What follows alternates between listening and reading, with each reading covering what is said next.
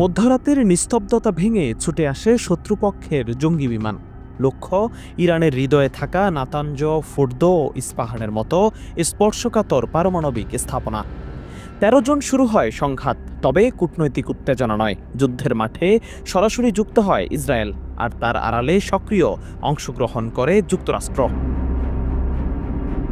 ২২ June যুক্তরাষ্ট্রের সরাসরি মদদে তেহরানের ৩টি প্রধান পারমাণবিক স্থাপনায় হামলা চালায় ইসরায়েলি বাহিনী। বিশ্লেষকদের মতে এটি ছিল ১৯৮০ সালের ইরান-ইরাক যুদ্ধের পর ইরানের উপর সবচেয়ে বড় ও সুসংগঠিত বহিরাগত আগ্রাসন।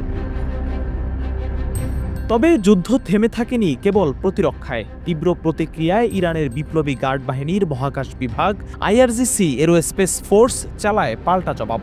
অপারেশন ট্রু প্রমিস ৩ এর অধীনে দখলদার ইসরায়েলি ভূখণ্ডের সামরিক ও বেসামরিক স্থাপনায় ২২ দফা ক্ষেপণাস্ত্র হামলা চালানো হয়। একাধিক শহর স্তব্ধ হয়ে পড়ে আগুন ও ধ্বংসের শব্দে। ঠিক এই পাল্টা আঘাতেই ঘটেছে এমন এক ঘটনা যা গোটা ইসরায়েলি সামরিক কাঠামোকে চ্যালেঞ্জের মুখে ফেলে দেয়। সম্প্রতি ইরানের প্রভাবশালী রাজনৈতিক, কূটনৈতিক ও ইরাকে নিযুক্ত সাবেক রাষ্ট্রদূত হাসান কামেজি কুমি এক টেলিভিশন সাক্ষাৎকারে দাবি করেন, এই ১২ দিনের যুদ্ধে ইরানের এক পাল্টা হামলায় ইসরায়েলের ৩০ জন বৈমানিক নিহত হয়েছেন। তার ভাষায় এটি কোনো ছোট ঘটনা নয়, এটি ছিল দখলদার ইসরায়েলি শাসনের জন্য এক বড় ধাক্কা।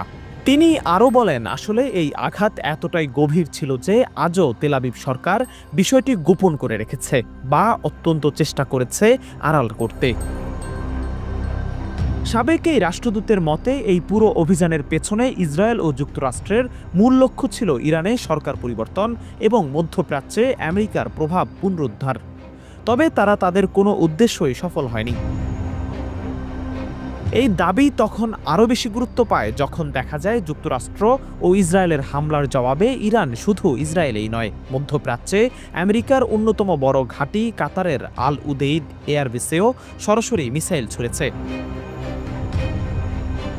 বিশ্লেষকরা বলছেন, ২০২০ সালে ইরাকে মার্কিন আল আসাদ ঘাঁটিতে হামলার পর এটি ছিল ইরানের সবচেয়ে সুসংগঠিত ও দূরপাল্লার সামরিক প্রতিক্রিয়া। আর এই পুরো প্রতিরোধ অভিযানের নেতৃত্বে ছিল ইসলামিক রেভলিউশনারি গার্ড কর্পস বা আইআরজিসি এর এরোস্পেস ফোর্স।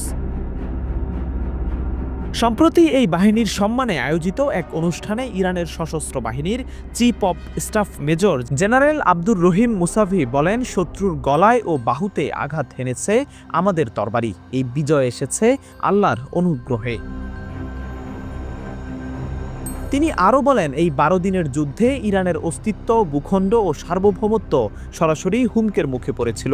তবে আমাদের সামরিক বাহিনী, বিশেষত আইআরজিসি এরোস্পেস ফোর্স সম্মানের সঙ্গে তা রক্ষা করেছে। যুদ্ধ থামে ২৪ জুন ট্রাম্প প্রশাসনের মধ্যস্থতায় ঘোষিত এক যুদ্ধবিরতির মাধ্যমে। তবে আন্তর্জাতিক বিশ্লেষকদের মতে এই বিরতি স্থায়ী কোনো শান্তি নয়, বরং আসন্ন আরও বড় সংঘাতের এক ক্ষণিক বিরতি মাত্র। হাসান কামেজি কুমি যেমন বলেছেন, ইরান কেবল একটি আঘাত হানেনি, বরং দখলদারদের আকাশ শক্তিকেই ভেঙে দিয়েছে। ৩০ জন বৈমানিকের মৃত্যু একেবারে কল্পনাতীত ক্ষতি। ৩০ জন বৈমানিকের মৃত্যু একেবারে কল্পনাতীত ক্ষতি, যা ইসরায়েলের সামরিক কৌশলকে পুনর্বিবেচনায় বাধ্য করেছে। এই পরিস্থিতি আন্তর্জাতিক মহলকে এক নতুন প্রশ্নের মুখে দাঁড় করিয়েছে। যদি এই সংঘাত ফের ছড়িয়ে পড়ে, তবে কি যুক্তরাষ্ট্র ও ইসরায়েল আর একসঙ্গে ইরানের প্রতিরোধকে উপেক্ষা করতে পারবে?